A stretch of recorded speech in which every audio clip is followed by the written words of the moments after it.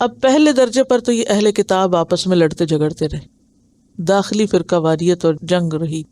اب نبی صلی اللہ علیہ وسلم کے آنے کے بعد کیا ہوا؟ اس کا رخ کدھر مڑ گیا؟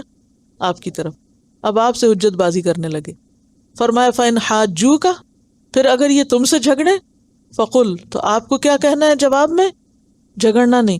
اسلمت وجہی للہ، میں نے اپنا آپ اللہ کے حوالے کر دیا.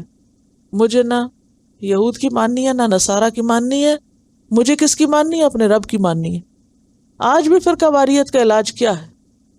مجھے نہ اس کو دیکھنا ہے کہ یہ کیا کر رہا ہے اور فلاں کیا فرما رہا ہے، مجھے یہ دیکھنا ہے میرا رب کیا کہہ رہا ہے. وَاعْتَصِمُوا بِحَبْلِ اللَّهِ جَمِيعًا، اللہ کی کتاب میں کیا ہے؟ اسلمت یعنی اخلصت، خالص کر لیا میں نے اپنے آپ کو، وجہیہ اپنے چہرے کو، اپنی ذات کو، للہ اللہ کے لیے. اور کس نے؟ ومن اتبعانی، اور جو میری پیروی کرے. یعنی اللہ کی اطاعت کے بعد کس کی اطاعت؟ رسول اللہ صلی اللہ علیہ وسلم کی اطاعت اور اتباع، یا اتباع کی بات آ رہی ہے. یعنی جھگڑے کیسے ختم ہو سکتے ہیں؟ جب انسان اپنے آپ کو اللہ کے لیے خالص کرے اور نبی صلی اللہ علیہ وسلم کی سنت کی پیروی کرے. وَقُلْ لِلَّذِينَ أُوتُوا الْكِتَابَ، اور کہہ دیجئے ان لوگوں کو جنہیں کتاب دی گئی ہے، وَالْأُمِّيِّينَ، اور سارے امیوں کو بھی، یعنی مشرکین عرب کو بھی کہہ دیجئے، کیا اسلمتم، کیا تم اسلام لاتے ہو؟ ایسا اسلام قبول کرو گے جس میں کوئی فرقہ واریت نہ ہو؟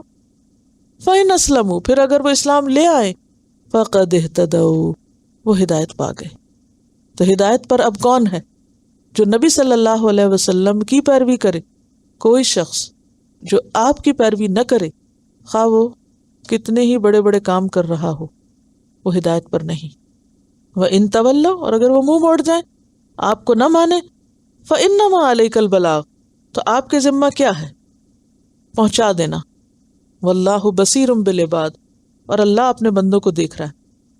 اس موضوع کو ایک حدیث بہت اچھی طرح واضح کرتی. آپ نے فرمایا قسم ہے اس ذات کی جس کے قبضے میں میری جان ہے، جو یہودی یا نصرانی مجھ پر ایمان لائے بغیر فوت ہو گیا وہ جہنمی ہے. ہاں؟ اور پھر آپ نے یہ بھی فرمایا بُعِثْتُ إِلَى الْأَحْمَرِ وَالْأَسْوَدِ، مجھے کالے گورے سب کی طرف بھیجا گیا ہے. یعنی کسی بھی انسان کی ہدایت کا اگر معیار کوئی ہے تو وہ کس میں؟ اتباع رسول میں. جب تک رسول کی پیروی نہ ہو، رسول پر ایمان نہ ہو، آپ کا اتباع نہ ہو، اس وقت تک ہدایت نہیں. اور یہ ان لوگوں کے لیے بھی سبق ہے اس میں جو کہتے ہیں صرف قرآن کافی ہے.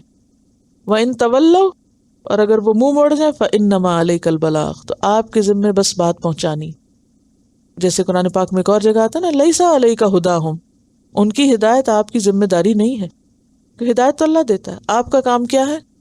میسج پہنچا دو، بات پہنچا دو، دعوت دے دو، حق بتا دو. نہیں مانے وہ ذمہ دار ہے، تم چھوٹ گئے. اور اگر تم نے پہنچایا نہیں پھر تمہاری پوچھ. تو نبی صلی اللہ علیہ وسلم نے تو سب پہنچا دیا تھا. اور حجۃ الوداع کے موقع پہ کیا فرمایا تھا؟ الا هل بلغت، لوگوں کیا میں نے پہنچا دیا؟ آپ نے پہنچا دیا. تو آپ نے فرمایا تھا اللہم اشہد، اللہ گواہ رہنا میں نے سب پہنچا دیا. اب رسول نے تو اپنی گواہی دے دی، پہنچا دیا. اب آپ فرمائیے، پہنچا دیا، سوچا بھی نہیں. واللہ بصیر بالعباد، اور اللہ دیکھنے والا ہے بندوں کو.